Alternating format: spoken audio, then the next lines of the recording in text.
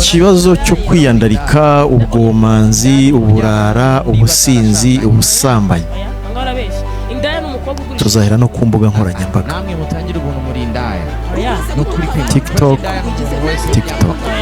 Ubu noneho nyuma yo guca inzoga z'ibyuma, social media influencer nibo batahiwe. Bya biganiro bya Godfather ndetse n'abandi ba star hano mu Rwanda nabyo byagarutsweho, kutavuga night club, Houseparty, hosting ndetse na bya biganiro bya Tycoon akorana n'indaya. Aba ba content creator batigeze bakandagira mu ishuri, bajya ku mbuga nkoranyambaga bakavuga ibyo biboneye, nkaho wagira ngo leta y'u Rwanda niba ku mbuga nkoranyambaga nabo ngo bari guhigwa bukwari. Niba ari ubwa mbere ugeze kuri uyu muyoboro wa SG News, ndakwibutsa gukora subscribe, like, share, comment, byose ni ingenzi kugira ngo ukomeze gufasha iyi video kugera ku bantu benshi. Burya koko kutiga biragatsindwa. Kuva mu mwaka 2023 kugeza ubu tuvugana, nibwo byagaragaye ko mu Rwanda kugira ngo ukore content creation we successful bisaba kubanza ugatandukana n'ubwenge. Ubwo noneho ba bantu bahisemo gutandukana n'ubwenge bakaza bakaba social media influencer ndetse n'aba content creator, bitewe nuko bataza amategeko n'amabwiriza agenga content creation ndetse na social media influencing. Hari igihe bisanga bagonganye n'amategeko. Mu minsi ishize nibwo benshi ku mbuga nkoranyambaga mwagiye mukunda kumva uwo bita Godfather. Ubundi si uyu Godfather ni muntu ki, akora iki, kubyo ashobora kuza muri social media ndetse na content creation yo mu Rwanda byose akabivuyanga akabishyira hasi, yitwaje gusa ngo kuba akora live zo kuri TikTok. Mu minsi yashize abarimo nka Buriane, Bruce Melody,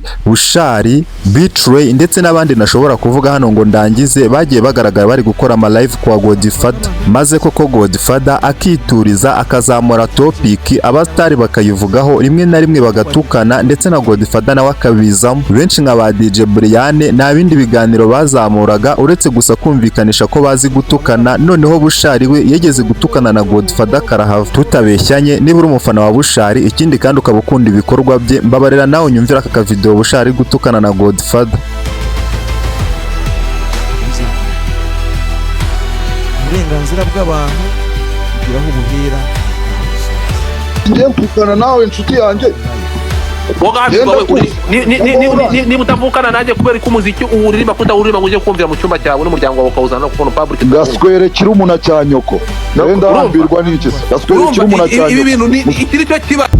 Ahangaha Bushari yari kugerageza kwirwanaho ngo abwire abanyarwanda ko iki gitaramo bari kuvuga yagiyemo Buruseli kitegeze kibaho, ariko n'ubundi Godfather kubera ko ari we wari host w'igi live esa kopa mikoro ya Bushari, none hatangira kumutuka wenyine Bushari atamusubiza. Si ibyo gusa kuko nk'aba DJ Buriane, ba Muyango, ba Tasha bose bajya kuri iyi live ya Godfather bakavuga amagambo adahwitse, bagasererezanya, bagatukana ku buryo ugira ngo bose basomye za mangara ngo hangare. Rimwe na rimwe wa muntu benshi basaga nkaho bafatiraho icyitegererezo, ukajya kumva rwose yakoze live kwa Godfather ari gutukana ibitutsi ku buryo wagira ngo ntihigeze akandagira mu ishuri. Uyu Godfather ashukisha icyabo abastari bo mu Rwanda kugira ngo bose bajye gukora izi live, noneho bisanzure kugeza aho bavuga n'ibintu batari bakwiye kuba bavuga kuri social media. Ubundi nk'ibisanzwe murabizi ko TikTok mu Rwanda idahemba.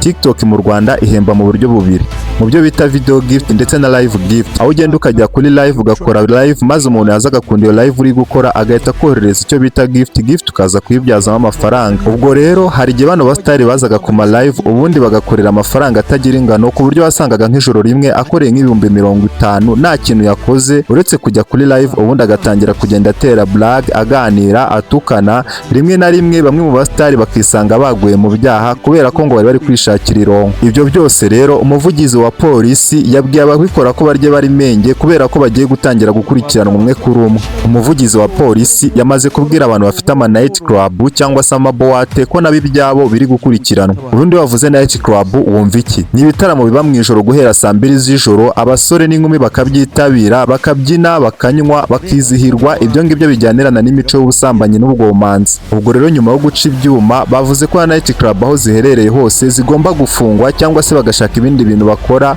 Kugira ngo byumve neza ndaguha urugero rworoshye cyane kurwumva. Hari i Remera munsi ya Grand Legacy hari night club abasore n'inkumi bahuriramo bakabyina bakizihirwa, ariko mu gitondo yo bukeye bari gusohokamo nibwo ubona ububi bwa night club. Ubona abana b'abakobwa basinze, abasore nabo bari gusohoka bafite umunaniro ku buryo wagira ngo baba baraye bahinga cyangwa se baraye mu kazi. Benshi nibatinya kuvuga ko night club kugira ngo uyinjiremo bisaba kuba wambaye ubusa. Ubwo namwe biberamo murabyumva. Leta y'u Rwanda rero n'iki ngiki cya night club ngo gushaka kugishyiraho iherezo kandi itibagiye n'ibyo bita guhostinga byo ushobora kuba uhise wibaza ngo ni ibiki. Guhostinga ni uburyo abana b'abakobwa cyangwa se abasore n'inkumi bano b'abinfluencer tuzi bakomeye bagenda bakumvikana na nyir'utubari bakamubwira ko bazajya kumubyinira ikindi kandi bakamuzanira abakiriya. Ubwo rero ku mafaranga nyirako kabara aba yungutse yavuye muri abo bantu bahosta bazanye agafatamo make akabahemba. Ibyo Mutabaruka na Kenisi niba banatinye kubyita uburaya bavuga bati ntabwo byumvikana uburyo cy'umuntu ashobora kuza akarara ejo ari kubyina uri kumureba ari we wakuzanye ngo ubure kugira ikindi kintu wibwira.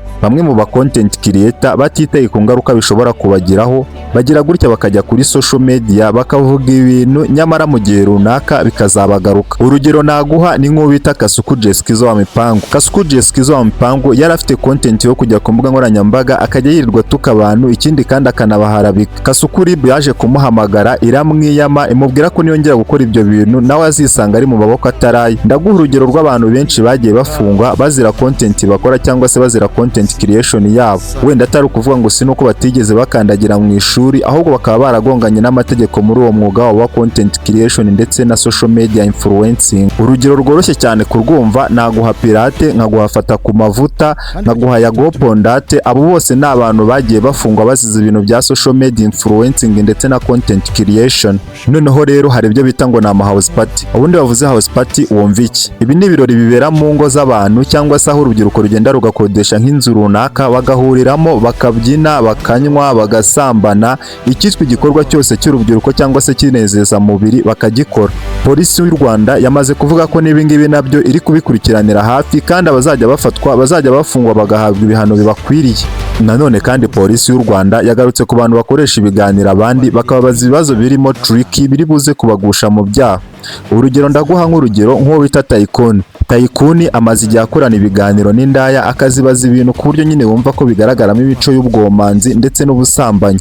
Ibyo nabyo leta y'u Rwanda yavuze ko igiye kubishyiraho iherezo abantu bakora ibyo biganiro bazajya bafungwa ndetse n'ababikoze nabo bagafungwa. Hari ababirengaho rero barangiza bakivugira bati u Rwanda n'ubundi kurubamo ruragoye, ntabwo ushobora gutanga igitekerezo cyawe, iyo ugerageje gutanga igitekerezo cyawe bahita bagushyira muri gereza. Polisi y'u Rwanda nabo yabavuzeho, yavuze ati niba udashoboye kuba mu gihugu ngo ugendere ku mategeko yacyo wubahe indangagaciro n'umuco na kirazira by'umunyarwanda. Mu magambo yati turamutse tureze urubyiruko abasore n'inkumi batagira ikinyabupfura naho twaba tugana icyo gihugu twaba turi kubaka cyaba ari igihugu nyabaki.